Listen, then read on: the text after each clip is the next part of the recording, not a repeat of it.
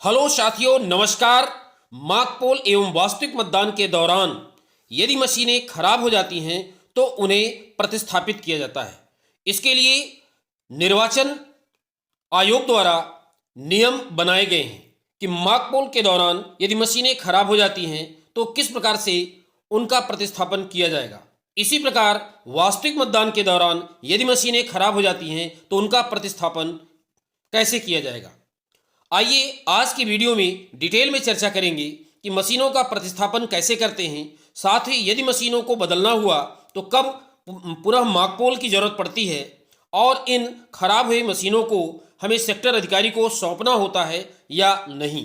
आइए आज की वीडियो में डिटेल में चर्चा करते हैं। आप ध्यान दें, स्क्रीन पर आप देख रहे हैं मॉक पोल के दौरान मशीनों का प्रतिस्थापन। मॉक पोल के दौरान यानी मॉक पोल की जो प्रक्रिया है ये सुबह 5:30 से 7 के बीच की जाएगी। यदि इस दौरान बीयू कार्य करना बंद कर दिया यानी बीयू खराब हो गया तो केवल बीयू को बदलना है। यदि सीयू खराब हो गया, सीयू कार्य नहीं कर रहा है तो केवल सीयू को आप बदलें। और वीवीपैट यदि कार्य नहीं कर रहा है तो केवल वीवीपैट को बदलना है।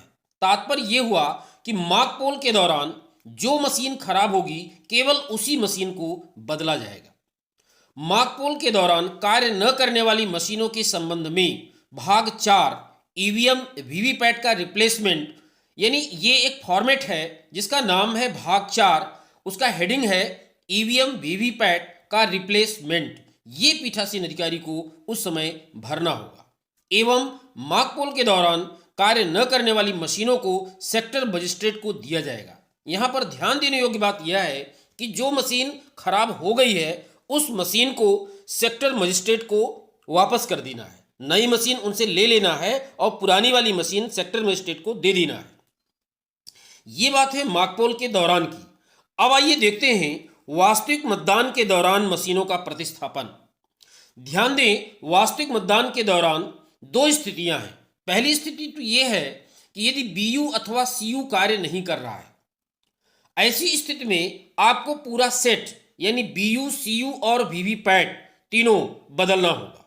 बदलने के साथ साथ आपको जो फॉर्म भरना है पीठासीन अधिकारी को, उस फॉर्म का नाम है भाग 5 ईवीएम वीवीपैट का रिप्लेसमेंट। यह ध्यान दें कि मॉक पोल के दौरान जो हमने भरा था भाग 4 था और वास्तविक मतदान के दौरान यदि मशीनों का रिप्लेसमेंट हो रहा है तो आपको भाग 5 भरना है।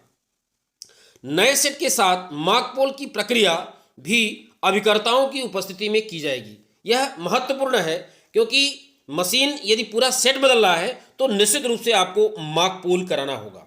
अंतर यह होगा कि इस समय मॉक पोल में केवल एक एक वोट डाला जाएगा। मॉक पोल के उपरांत प्राप्त पर्चियों पर मॉक पोल स्लिप की मोहर लगाकर पर्चियों को काले लिफाफे में रखेंगे तथा लिफाफे के ऊपर मतदान स्थल की संख्या, वीवीपैट पेपर स्लिप इत्यादि विवरण भरने के उपरांत पीठासीन अधिकारी व मतदान अभिकर्ता उस पर हस्ताक्षर करेंगे।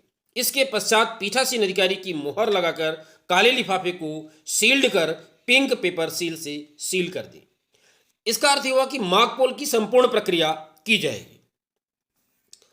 अब यदि मान लीजिए दूसरा केस ये बनता है कि यदि वीवीपैट कार्य नहीं कर रहा है, वास्तविक मतदान के दौरान यदि वीवीपैट ने कार्य करना बंद कर दिया, ऐसी स्थिति में आपको केवल वीवीपैट बदलना है। इसमें मॉक पोल कराने की आवश्यकता नहीं है। सीयू को आप करें और आप करने के पश्चात ही नया वीवीपैट लगाएं। यह महत्वपूर्ण सावधानी है।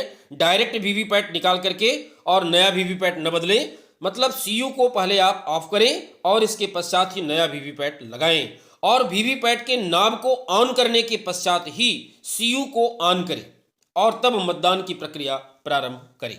ये महत्वपूर्ण है।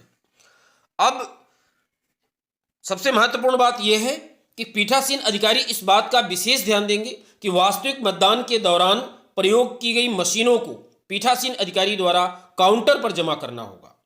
किसी भी परिस्थिति में वास्तविक मतदान के दौरान प्रयोग की गई मशीनों को सेक्टर मजिस्ट्रेट को नहीं दिया जाएगा। यानी यदि मान लीजिए वीवीपैट खराब हो गया वास्तविक मतदान के दौरान, तो ऐसे वीवीपैट यानी जो वीवीपैट खराब हुआ है उस वीवीपैट को सेक्टर मजिस्ट्रेट को नहीं सौंपना है, उसे काउंटर पर ही पीठासीन अधिकारी को जमा करना होगा।